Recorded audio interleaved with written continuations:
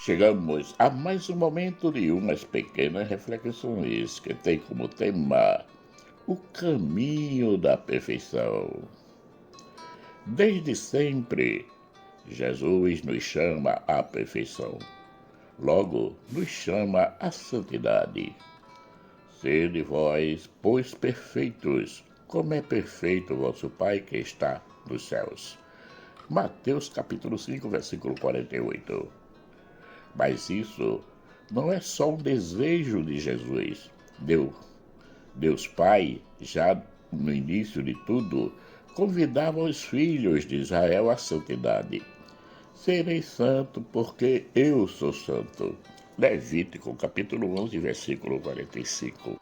A santidade é um estado em que a pessoa está totalmente, com muita humildade, desapegada das coisas do mundo, principalmente de tudo aquilo que a leva a pecar, a distanciar-se de Deus.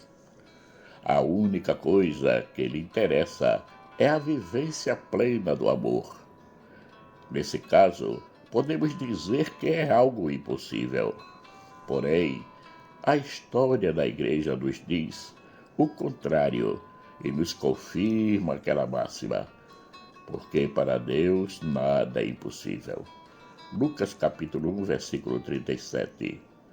Por isso que ele nos convida à santidade.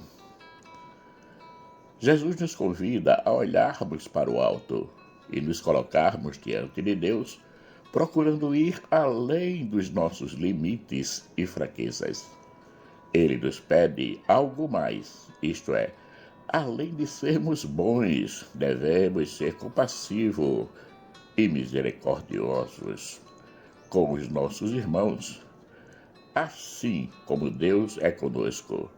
Por isso que Jesus nos pede a plenitude do amor, que é o perdão e a misericórdia. A perfeição do cristão não é viver todas as devoções religiosas, ir à missa todos os dias, rezar o terço diariamente, recitar o ofício de Nossa Senhora cotidianamente, viver as leis e os mandamentos, fazer todas as orações ao acordar, antes das refeições, antes de realizar qualquer atividade, ao deitar-se. Tudo isso é louvável, mas como nos diz Paulo, pode não estar valendo nada. Por quê? Porque a perfeição para o cristão está no amor, que é perdoar a todos e ter misericórdia para com todos. Portanto, esses atos que são falados acima, se não forem feitos com amor, nada vale. Deus, falando ao povo de Israel, diz: O Senhor teu Deus ordena-te hoje que guarde estas leis e estes preceitos. Observa-os cuidadosamente e praticai-os de todo o teu coração e de toda a tua alma. Deuteronômio, capítulo 26, versículo 16. Colocar em prática as leis e os profetas não era só uma ordem dos fariseus e doutores da lei ao povo, mas Deus já o tinha recomendado. Por isso que o povo obedecia a eles, porque entendiam que eles, como representantes do templo, podiam falar em nome de Deus. Jesus veio para dar uma nova interpretação quanto à vivência das leis e dos profetas.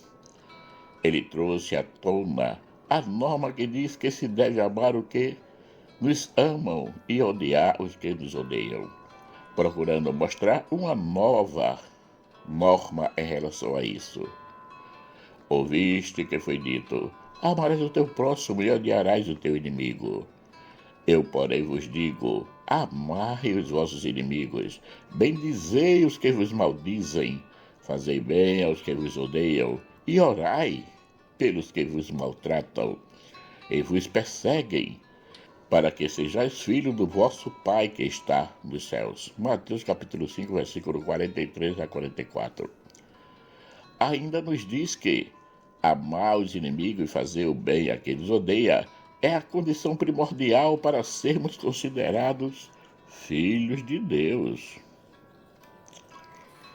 Para que possamos atender a essa nova maneira de viver, o olho por olho e o dente por dente, devemos nos purificar afastando de nós tudo aquilo que nos impede de amar de verdade, como a soberba, o orgulho, a vaidade, a incompatibilidade, os rancores, os ressentimentos, as dificuldades de relacionamentos. Amar o inimigo é a ação mais nobre e louvável que podemos fazer, porque ela nos pede de irmos além das nossas condições humanas. Sabemos que humanamente não conseguimos realizar tal feito. Portanto, somente no amor é que conseguimos nos realizar em Deus. No Evangelho, encontramos a passagem que Jesus nos pede para deixarmos a nossa oferta ali, no altar, e ir nos reconciliar com o irmão que está em desavença conosco. Hoje, ele nos pede para amarmos os inimigos e rezarmos pelos que nos odeiam. Ele não poderia nos pedir algo mais fácil e cumprir? Pois é, até que ele poderia. Mas o que ele quer é a nossa salvação, e não que vivamos uma vida cômoda, sem desafios e problemas, que não leva a lugar nenhum e nem nos faz crescer humanamente e espiritualmente.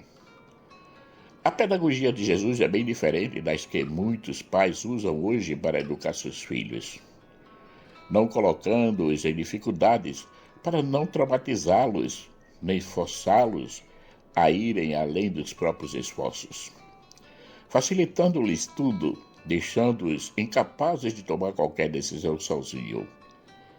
Esse é um dos motivos que muitos jovens estão entrando no mundo das drogas, das enganações, em depressão e outros tipos de transtornos.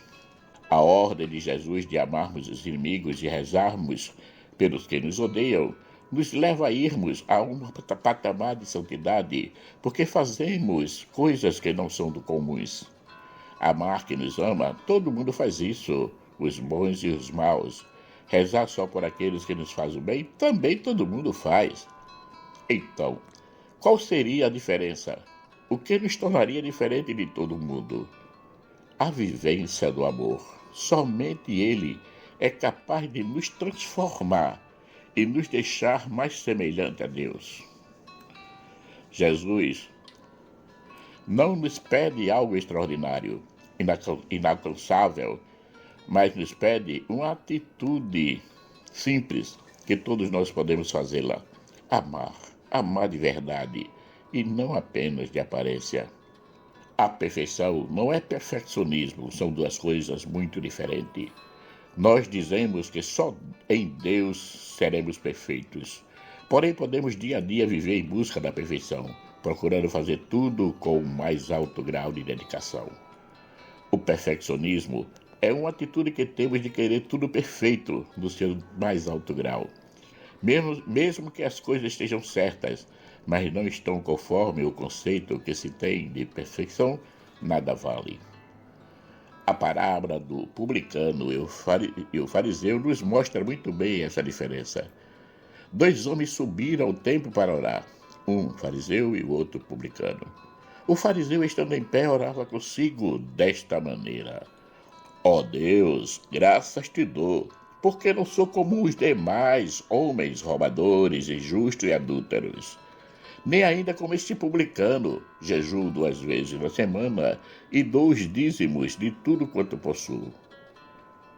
O publicano, porém, estando em pé de longe, não ousava sequer levantar os olhos aos céus, mas batia no peito, dizendo: Ó Deus, tem misericórdia de mim, pecador. Digo-vos que este desceu justificado para a sua casa, e não aquele, porque qualquer que a si mesmo se exalta será humilhado, e qualquer que se humilha será exaltado. Lucas capítulo 18, versículos 9 a 14. O fariseu já se achava perfeito. Este é o comportamento do perfeccionista. Já o publicano, na sua humildade, pedia piedade e graças para ter uma vida digna na presença de Deus. A nossa meta é de chegarmos à perfeição. Aprendamos que só a atingiremos se nos lançarmos no amor. O perfeccionismo é um mal que tanto atrapalha a quem tem, como a quem está ao seu redor. É um comportamento irritante. Portanto, para chegarmos à perfeição, só tem um caminho: o amor. Marcos Laurentino. Chegamos ao final de mais um momento de umas pequenas reflexões que tem como tema o caminho da perfeição. Agradeço a todos aqueles que já se inscreveram no canal e peço para que compartilhem essas reflexões para que possa chegar a mais pessoas. Peço também que deixem o seu joinha se gostarem da reflexão. Peço também àqueles que ainda não se inscreveram que se inscrevam, assim pode nos ajudar a manter o canal ativo.